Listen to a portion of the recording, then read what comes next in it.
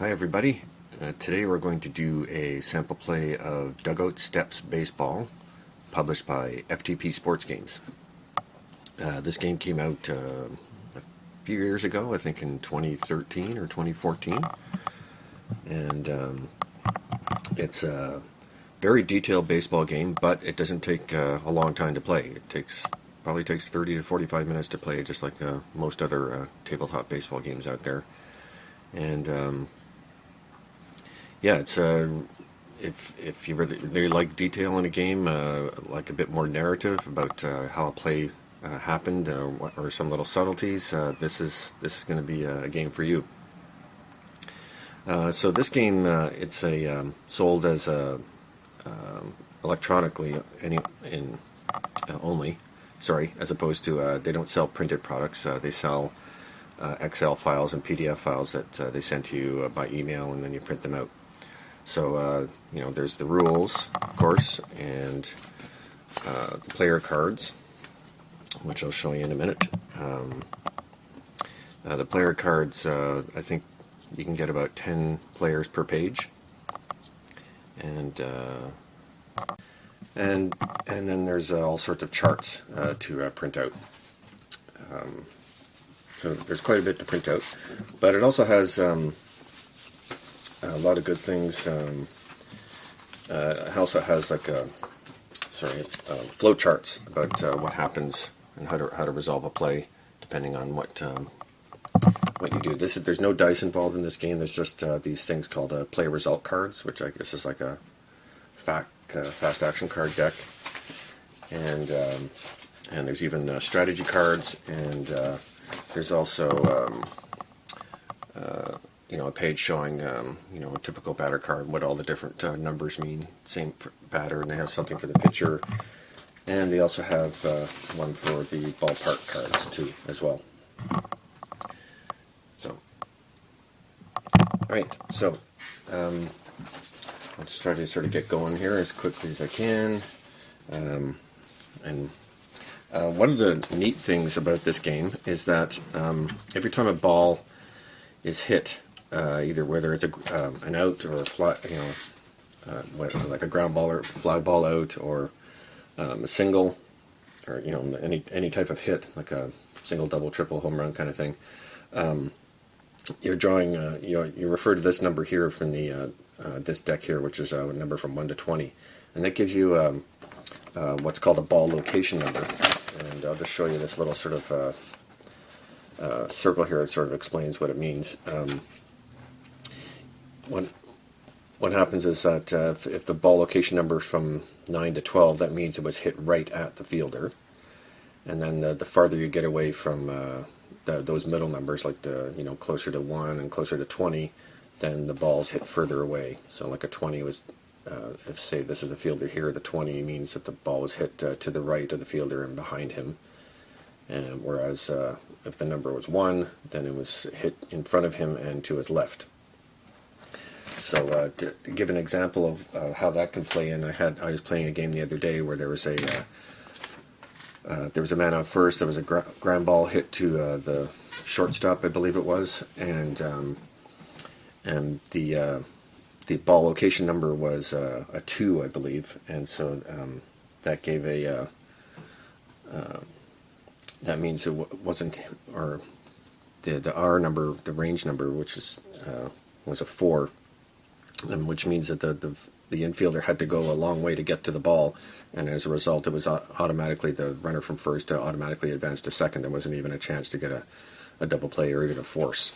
So, whereas if the ball was hit right at the fielder, then there'd be a chance for a double play. So that's kind of cool. Yeah. So basically, what you do on each play is you're going to be drawing from these play result cards, and twice per at bat. One is to what's called the pitcher batter interaction roll, and then the second time is to see the result of the play. The first one is to find out whether the pitcher or the batter wins the matchup. So Yeah, so I'll get into that in a minute about how that works. And so at the start of the game, what you do is you're going to do the pitcher warm-up tosses. So we're going to be playing this is the 1964 Cincinnati Reds against the Dodgers in Cincinnati. So Bob Perky is on the mound here for Cincinnati. And so we draw one from each deck, and we get a 0, 3. So this is a 1 to 100 number, and this is a 1 to 20 number, so 0, 3, and 14. So we look at Perky's rating. He's rated as C, and so we look at the pitcher warm-up tosses thing here under C, and you see it says groove 1 to 17. So that means he's grooved in, which means he's going to be he's pitching very well. He's going to pitch very well today. So what we get is we get these little mats here that come with the game. You print those out so it's grooves, or to remind you that we're going to be looking at the grooved rating. To show you what I mean, these numbers here along the side show the sort of like the pitcher control number out of 1 to 100. So against a left-handed batter, it's 76 to begin with. If there's men on base, that's 77. If he's in relief, it's 86, and if he's grooved, it's 85. So normal effectiveness versus grooved, you see quite a big jump there, 76 to 85. So we're going to be using this number against left-handed batters and this number against right-handed batters. And you use this grooved rating whether there's men on base or not. If the pitcher is pitching with normal effectiveness, you would use this number with nobody on base, and then this number with men on base. Okay. So we also look at the R20 number, which is 14, and we're checking to see if that number is greater than or equal to this stuff rating. And Perky's is 20, so it's very rare that Perky's going to be pitching with overpowering stuff, is what it's called. Okay, so that's the first part of the warm-up toss. And then the second one is 37 and 13. So 37, basically we're checking to see if that 1 to 100 number is less than or equal to his strikeout number here, which is 11. And it's not. So if it was, he'd have something called swing and miss stuff as well. So anyway, and then if it was a high number between 90 and 100, that means they'd be pitching with a pitch to contact, which means they're not going to be striking out nearly as many batters, and they're going to be a lot more balls put into play. Excuse me. And then the number 13 here is we check to see if they're going to be how much control or how wild they're going to be. So you see it's numbers from 1 to 20, and 13 there's no change. So there's no change to Perky's control number, which is already at -1.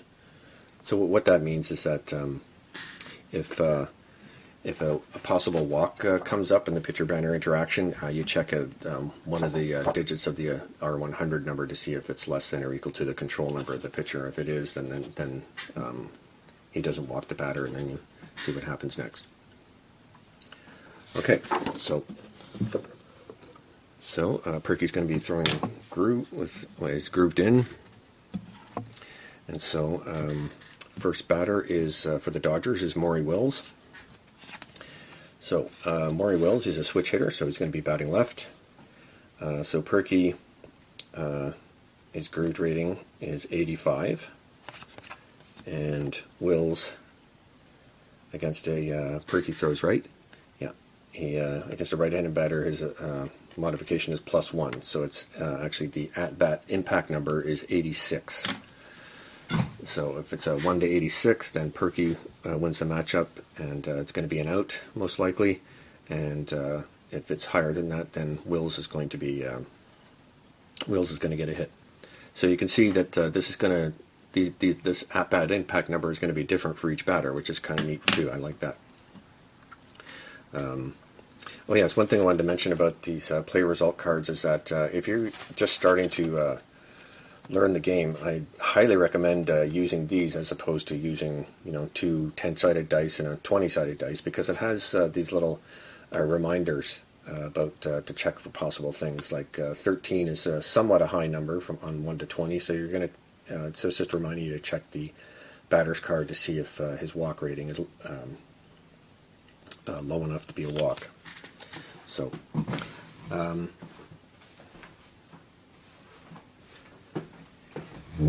okay, so we have 85, 86 is the at-bat impact number, and the 1 to 100 number is 19. So the 9 here is has a blue background, and that and you can see on the card here it's going to be an XE check. So it's an error check, depending on what kind of play it's going to happen here, and that also means that Perky's going to win the interaction. So we're going to look at the next result on Perky's card, the pitcher's card. So 18, it says walk ? So what we have to do is check Will's walk rating. It's a 20, so it's below that. It would have to be, in Will's case, it'd have to be 20 in order for it to be a walk. So, okay, so Perky wins the matchup, and we've got to remember it's going to be an XE check. So,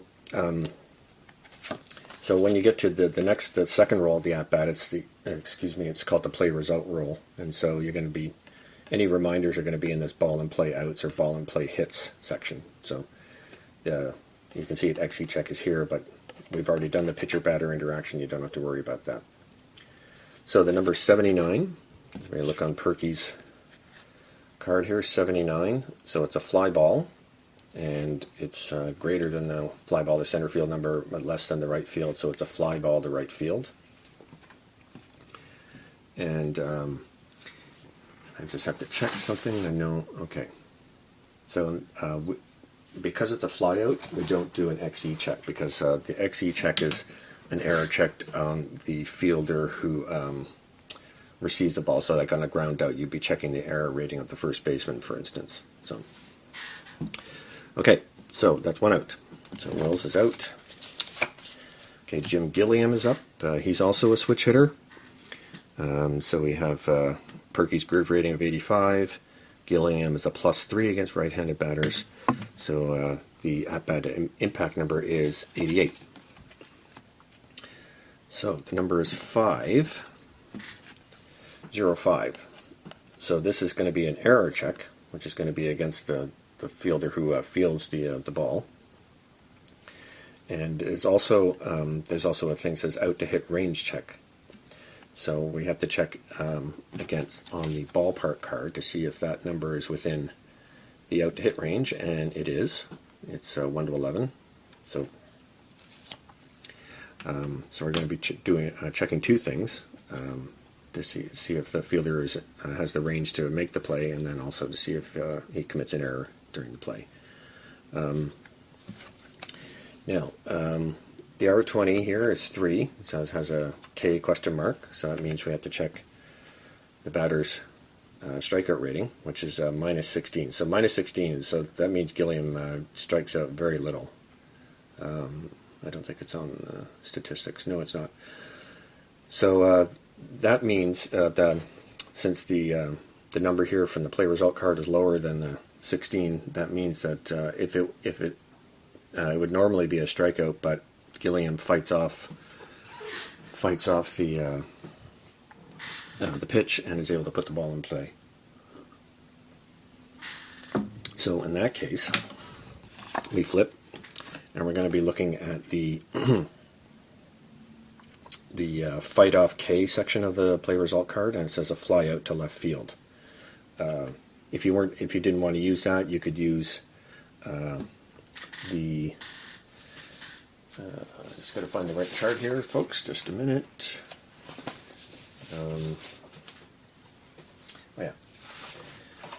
You would use this strikeout to out chart, and you would look at the second D10. In this case, it would be 0, and then 0 meaning it would be a foul out. So, it's up to you how you do it. Just I guess you just have to be consistent. Okay, so it's a fly out to left field. And okay, we got this is a couple of things are going to be happening here, because this 18, it's a high number. So what we have to do is also look at the see, there's a reminder here, ball and play out. So it says fly ball to home run. So it's possible that the fly ball it's a deep fly ball, and it could be turned into a home run depending on if we're going to be checking to see if he has enough power to get the ball out. So it's a fly ball to left. So we have to look at the fly ball to home run number for left field, and it's 19. So the 18 is less than 19, so we don't have to do the fly ball to home run check. So if this R20 number is 19 or 20, then we'd have to go through that, and there's a process for that. Okay, so we did have an out to hit range check here. So, and it's a fly ball to left field. So the left field for the Reds is. Just a second here. I guess it's Marty Keogh, and the fielder's range here is at the top, and he's a 4. So, okay, so we've got 4 for the range for Keogh, and so we take this number of 18, and we look at the ball and play result board. And you can see there's lots of information on here, but once you get the hang of the game, it becomes easier to read. Looks overwhelming at first, but believe me, it's worth the trouble to go through this. It's a cool game. Okay, so fly out for left field, and we're going to look in this R column to see what the range is. And the ball location number is 18, so the range is 4. So I'm going to go. So now we take so this is an out to hit scenario, out to hit range check, because the R100 number was low on the pitcher batter interaction. So we look at the fielder's rating of 4 here, and the range of the ball. And that's also 4, and you get a number of 5. So we have to draw a card. So it's a 1 to 20 check, 1 to 20 number check. So if it's a 1 to 5, then Keogh didn't get to the ball, and we get a 1. So that means it's a single to left, because Keogh couldn't get to the ball because it was hit. It was a deep fly ball, and it was hit. Excuse me, so it's hit behind him and to his right. And we also have to do an error check. Let me just make sure of this. Okay, I think this is right, but because he failed the range check and it turned into a single, you don't actually do an E check on a single on a hit. So, but I could be wrong on that, but hopefully not. So, okay, so Gilliam gets on base, and so I guess it's a long single. So they have this thing called the wheels in motion thing for using strategy. Sort of automates the strategy. One of the things to check is that once on the play result roll, when somebody gets on base, you look at the first digit of the D10 or the D100. Excuse me. And it's an even number, so that means the pitcher throws over to first base to shut down the running game. Yeah, there's one thing I didn't say about the steal rating. Gilliam is rated a 7 for stealing, which is basically the worst, so he hardly ever steals. So Perky shuts down the running game, so there's not going to be a steal attempt.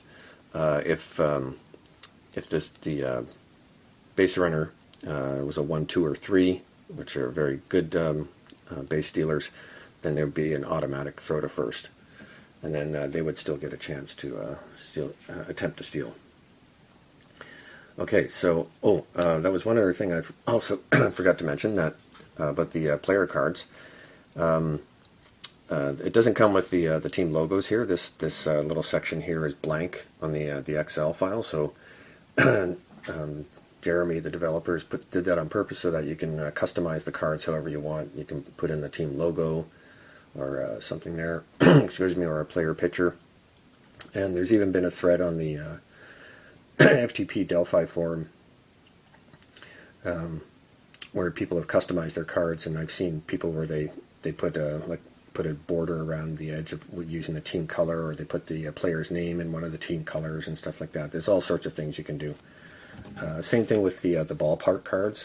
This section is left blank, so you can cut and paste in what you want here, like the picture of your choice, I guess, for the ballpark card. Okay, so all right, so Gilliam is on first base, 1 out. Willie Davis is at the plate. Davis's adjustments is he's facing a right-handed batter, and there's a man on base, so it's -10. So that brings the at-bat impact number down to 75. Okay, so numbers 27 and 1. So 27, we know that Perky is going to win that matchup. After a while, you tend not to necessarily check what the at-bat impact number is going to be beforehand. You can usually just flip the card and think, okay, 27, I don't need to bother checking. But once you get up into the 60s or something like that, then you might have to go and look to see, because, for instance, you can see Perky, his ineffective rating is 66, and so, -10. If Willie Davis is up and Perky was ineffective and there's man on base, Willie Davis's chance improves a lot. It's down to 56 instead of 75. So, okay, so what we have here is K-check, and again, Davis is a striker rating is -10, and so that number one is below that. So Davis is not going to be struck out here. He's going to fight off the strikeout. So it's we're going to be looking at the fight off K section here. So it's a ground out to second base.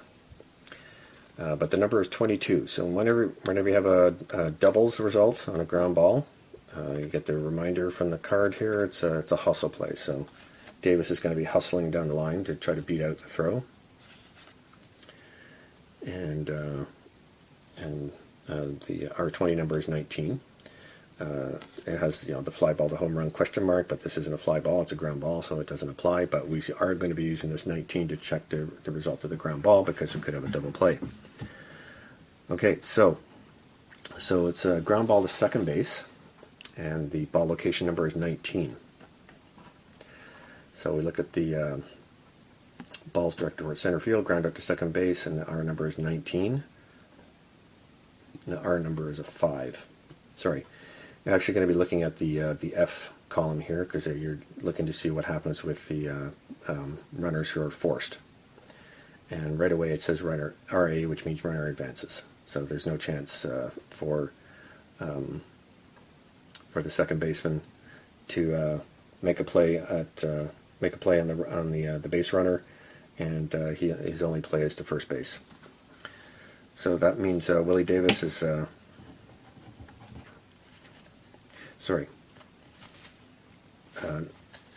that means Gilliam is on second base, but we still have to check to see if Willie Davis beats out the throw to first base. So in a hustle situation, it's a hustle situation. So we're going to be flipping the cards again and checking the 20 number against the batter's speed. So Davis, his speed is a 9, so he's got a pretty good chance of beating this throw. And it's a 20, so that's above his speed rating, so Davis isn't able to beat out the throw. So Davis is thrown out at first. So there's 2 out, and Gilliam is on second base. Okay, whoops. The next batter is Ron Fairley. His adjustment for men on base is -9, so that means the impact number is 76. And the number is 7. So Perky wins the matchup, but we got this out to hit range check question mark, and yes, indeed, it's in the out to hit range. So we're going to be doing a range check again. And 13, it says walk question mark, so we just quickly look at Fairley's walk rating. It's a 19, so there's no walk. Because the walk, if there was a walk, that would just supersede whatever else happens, except in a rare case, and then there would just be a walk. You wouldn't have to go to the play result roll. Okay, so there's going to be a range check on whatever happens here. So we get a 94. So we look down here, and so it says P/C, which means it's a ground out to the pitcher or the catcher, a ground ball to the pitcher or the catcher, because 94 is greater than 89, less than 95. And we look at the R20 number of 6 to see who it was hit to, and 6 means the catcher fields the ball. So I guess it was just a little, I forget what the word is. You know what I mean. Just a little nibbler in front of the plate. So we have to check the Cincinnati catcher, who's Johnny Edwards, and his range rating is a 3. And we also use the R20 thing, and it's a 6. So now we look at the ball and play board here. So it says ground out pitcher at catcher. The R20 is a 6. And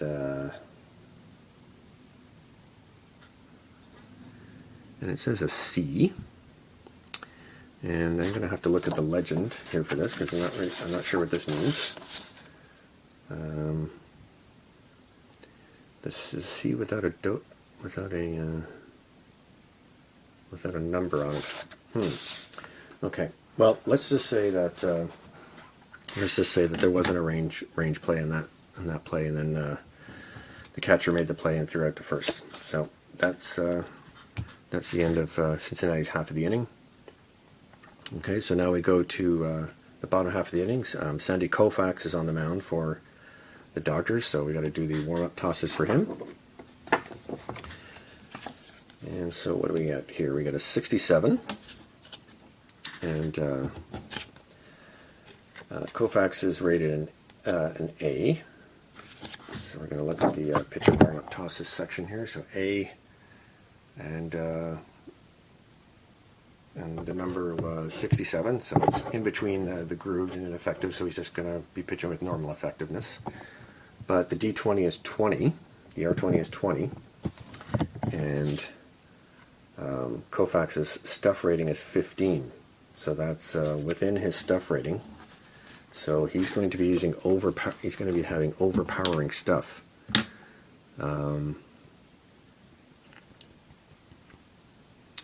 Yeah, so I'm just going to get out the overpowering stuff mat here to remind us that he's going to be doing that. And so what that means is that if when on the pitcher-batter interaction roll, if the R20 is less than this rating under the stuff, which is +7. So if we get an R20 of 1 to 7 on the pitcher-batter interaction roll, then he's going to register a strikeout. So, okay, so the second flip to see what else he does is 51. So there's nothing. Koufax's strikeout number on his grid here is 28. So he's not going to have swing and miss stuff, but he's going to have overpowering stuff. A pitcher can have both. So, and then the 18. We're looking on the control wild chart, and 18 means he's a plus. We add 3 to his control rating. Okay, so Koufax's controlling is -1, and so we're adding +3. So he's actually going to be considered a wild 2. So he might be throwing. He might give up some walks here. So we got to put that under. All right, so we can put those cards away. Okay, so here we go. So first up is Pete Rose. Okay, so Koufax is throwing at left normal effectiveness. Rose is a switch hitter, so he's going to be batting right against Koufax. So his impact number against right-handers is 84. And Rose against a lefty is -5, so that means the impact number is 79. Okay, so 72, it's close, but Koufax wins the matchup. And here we go. The number is 7, the R20 is 7. That's within, because Koufax is pitching with overpowering stuff, it's within his stuff rating, so he strikes out Rose. One thing you have to do for strikeouts, if you get a strikeout result and this number here, the second digit on the R100 is a 3, then that's a drop third strike, and then there's a check to see what happens after that, if there's a wild pitch or pass ball or anything like that. Okay, so next is Marty Keogh. His modification against lefties is +2, so the impact number is 86. So 28. So Keogh wins that. 16. So there's a walk question mark, so we got to check Keogh's walk rating. Now, since Koufax is wild, this actually modifies the batter's walk rating up, like so closer to more chance of a walk, in other words. So since he's a wild 2, that would make Keogh's walk rating actually an 18. So if this R20 number was 18 to 20, then it would be a walk, because Koufax is a wild 2 today. But there isn't, so we'll just go on and see what happens here. So it's 23, which is within Koufax's strikeout rating of 28, so he strikes out Keogh. So 2 strikeouts to start off the game. One thing I should mention here, another possible play here, is that the R20 is a 2. So whenever you get an R20 of 1 or 2, you have a slow roller. And what you do is you take the batter's speed and you subtract the fielder's range number, and that gives you a safe chance out of 20. And even if the safe chance is 0 or less, you still flip the cards, both cards, because if you get, I think, a very high number in the R100, I think it's 95 to 100, then a bad call has been made at first base by the umpire. And there's a chart that tells you what type of bad call it is.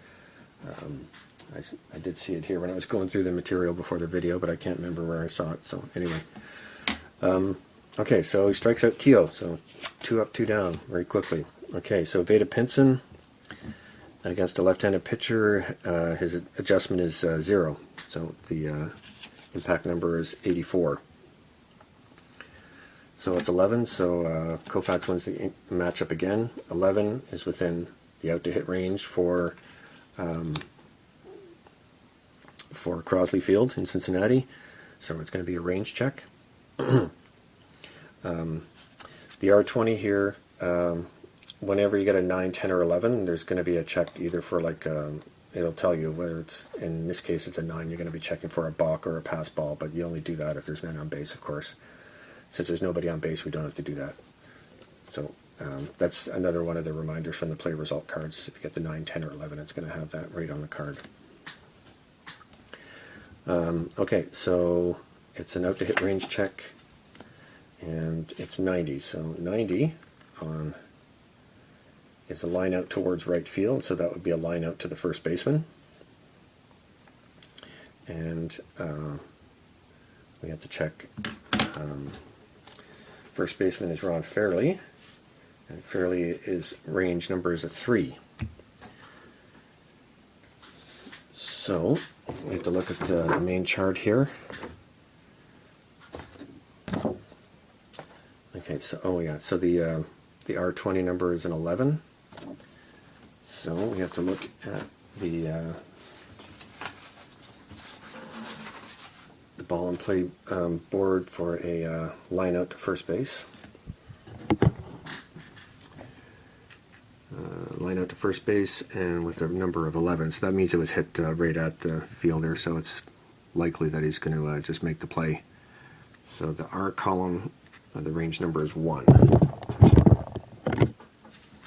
Okay, so we look at the out to hit chart. The fielder's rating is 3. The range rating is 1. So there's a 1 in 20 chance that Fairley didn't have the range to make the play. So we flipped the R20 again. It's a 9. So Fairley was able to make the play. So 3 up, 3 down for the Reds. Okay, so we'll go to the second inning. Just keep going here because I want to get some... well, actually, maybe what I'll do is I'll stop there in terms of playing the game, and I'll show you some examples of some plays.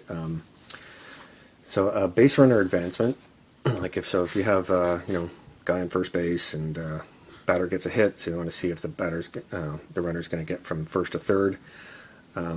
What you would do is you would take the R20 number and look on the ball and play board here, and let's say it was a single to right, and the number was 9, and so you would look in the D column to get the depth that the ball was hit. So it's an 8. So that's the first number, and then we're going to add or subtract the fielder's reaction rating. So the reaction of the fielder is going to be, you're going to use the second digit of the R100 number, and you're going to subtract the fielder's rating. So say the fielder's fielding rating was a 5, so 7 minus 5 is 2.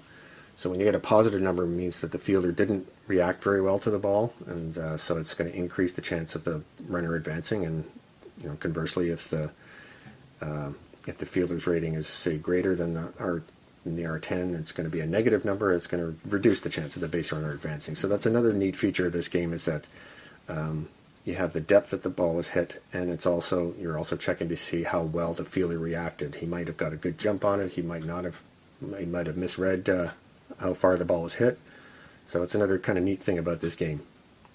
So you would add. So you have depth of 8. You'd add the fielder reaction of 2. You would add the speed. Say the speed is, say Frank Howard has a speed of 4, so that's we're up to 14. And then we would also subtract the fielder's arm. So say the fielder had an arm of 5, so it's 9. And that would be a safe chance out of 20. And so I guess you could make the decision about whether to send that runner or not, or you could just automatically do it. And then you'd flip the cards, and you would check the R20 number and see if the runner made it to third base or not.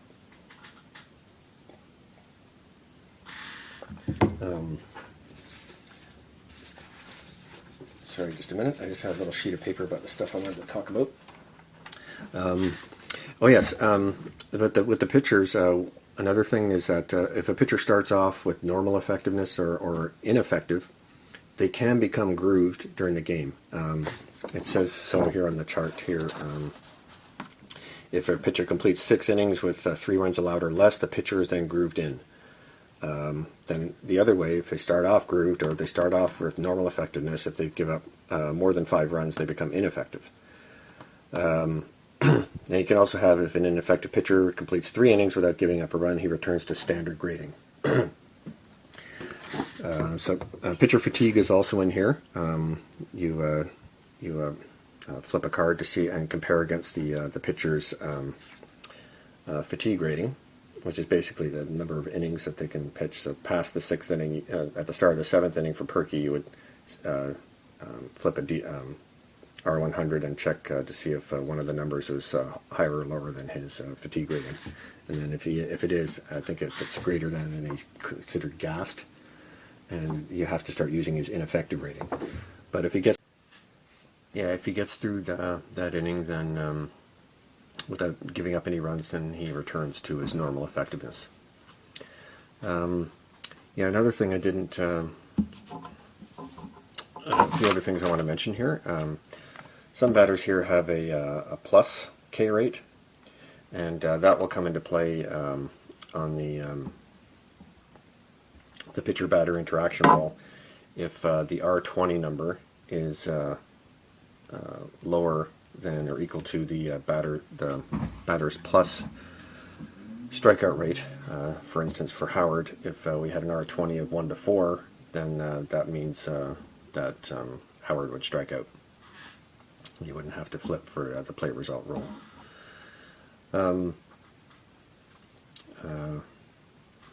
Okay, what else was there? There was, oh yes, okay.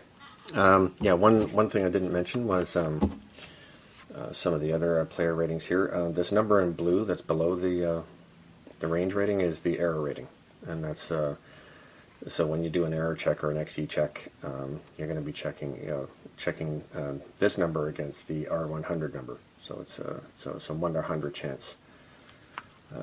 So Robinson's error rating is a 12.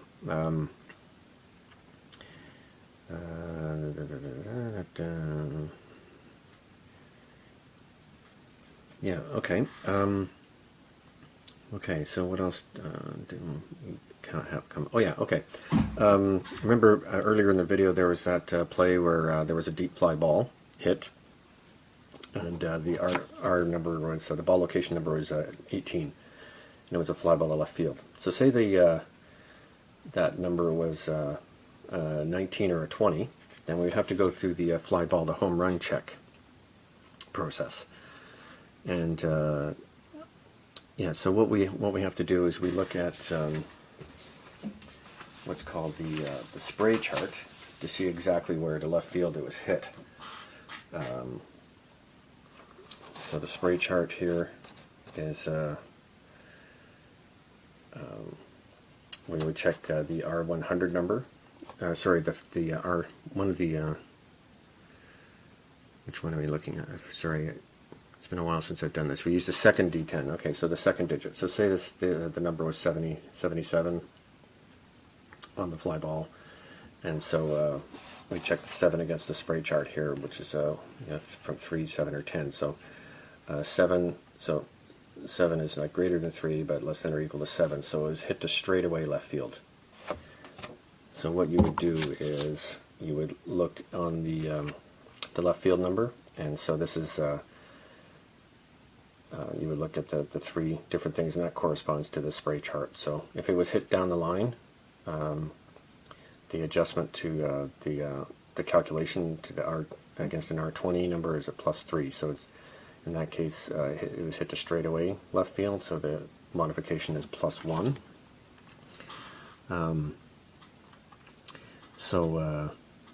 Yeah, so we'd take that would be one thing you take into consideration. Then you'd also take a look at the batter's field power. So you look in the field power section. So Frank Howard, if he hit the ball to left field, he hits right, so that's to his pull field, and he's facing a left-handed pitcher. For a left-handed pitcher, you use the numbers in red. I guess the right-handed pitcher is numbers in blue. So is that would be 14. So you would add that to the rating, so that'd be 15. And then you would also look at the pitcher's home run ratings. So Koufax's home run rating against right-handed batters is -7. So that would be, you would subtract 7, and so that would be down to 8. And yeah, and so it would be a 1 to, so on a, you would flip the card and check an R20, check the R20 number against that home run chance of 8, and if the R20 is higher than the 8, so let's just flip the card, let's see, it's not, if the R20 was higher, then it would just be a flyout. So otherwise it's a possible home run. Just because it beat that doesn't mean it definitely makes it. So you go through another thing. It seems sort of not laborious, but but this just adds to the flavor of the game and the narrative. So what you have to do now is to see what type of fly ball was hit. So you would look at the R100 number, and the R100 number is 63. And and you would also look at the batter's field power, and it's plus P. So you would look at the plus P section for the home run type, and it's 63. So that's greater than 50, less than 75. So it's a power drive, and we have to keep this number here in blue into consideration is a 2. So Frank Howard hit a power drive to left field, and the next thing we have to do is to check the height of the wall. Yeah, okay. I'm a bit colorblind, so I'm thinking that this the little narrow strip between the numbers here is red. So red means that that's a very high wall. So there's no chance of the outfielder robbing the home run in this case. So if, for instance, you had a different color here, wall strip. Let's see, I can give you an example here. See Dodger Stadium in left field, down the left field line. The color is blue. So that would be when you do the check, it would be a 1 to 30 chance on the R100 number, and you would also check the fielder's rating. So you would check the left fielder's rating. So say the left fielder's rating was a 4. So in order for the fielder to rob the home run, you would flip, and the R20 would have to be 4 or less, and the R100 had to be 1 to 30.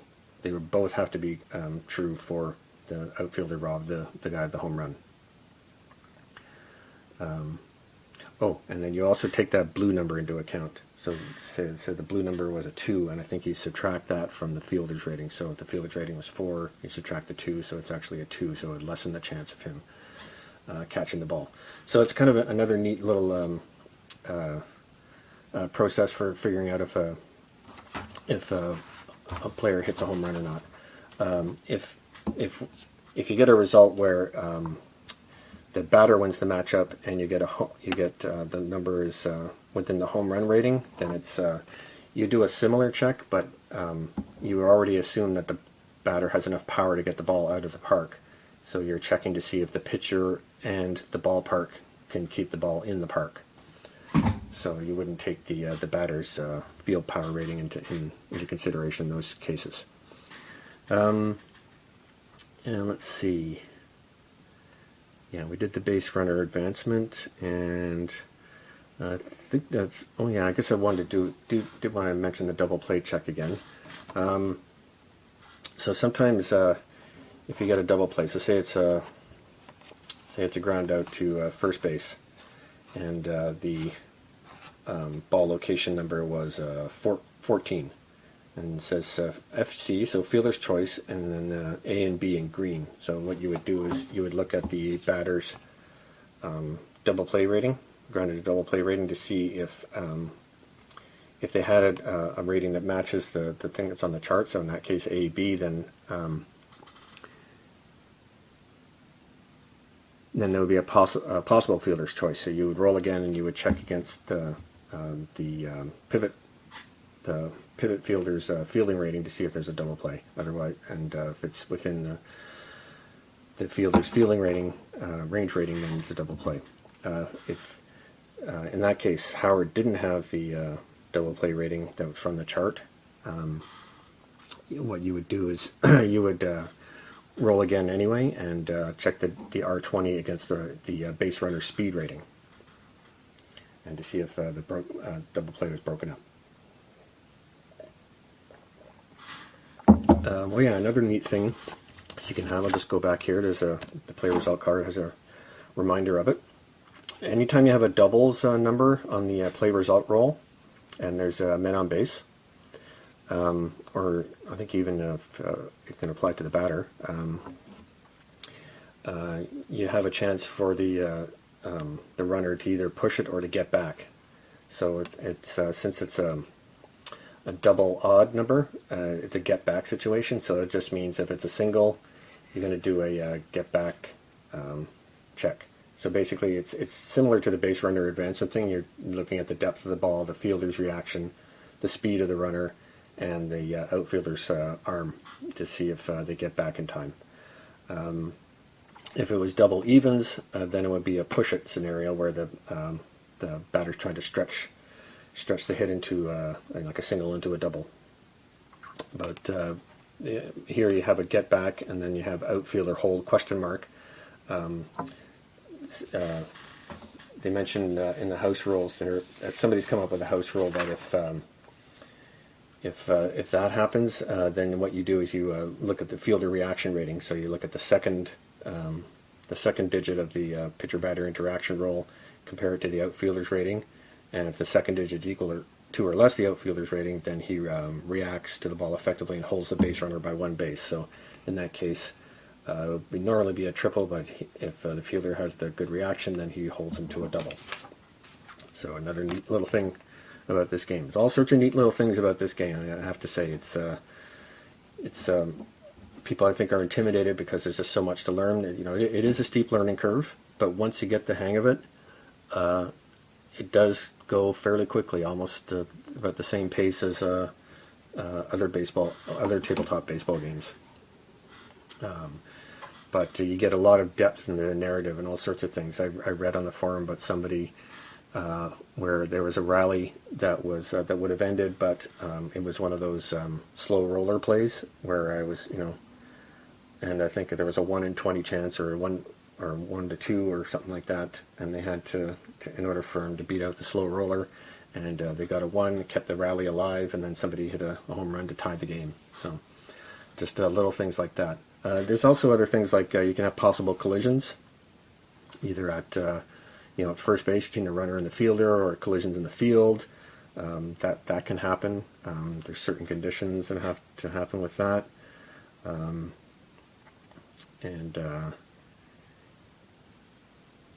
So I think I mentioned just about everything I wanted to illustrate. There's also weather effects. That's an optional feature of this. There's some weather cards you can read before the game to see what happens.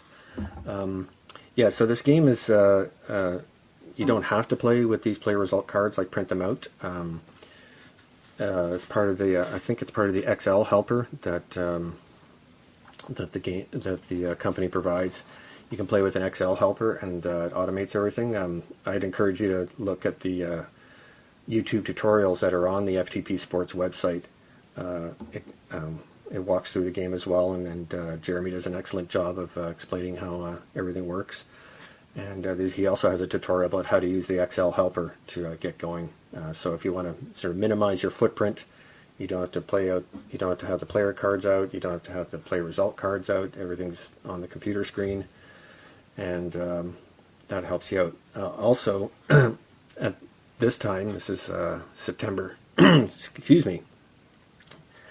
September 2017, somebody has been working on a PC version of the game, and I think he's done it so that it incorporates the step-by-step checks if you want. Like it sort of gives you the background. It doesn't just sort of give you the automatic result. It said, okay, well, this is the range number, this is the ball location number, and you go on from that. I haven't looked at it myself, but people have been raving about it, so I imagine that's going to be coming fairly soon.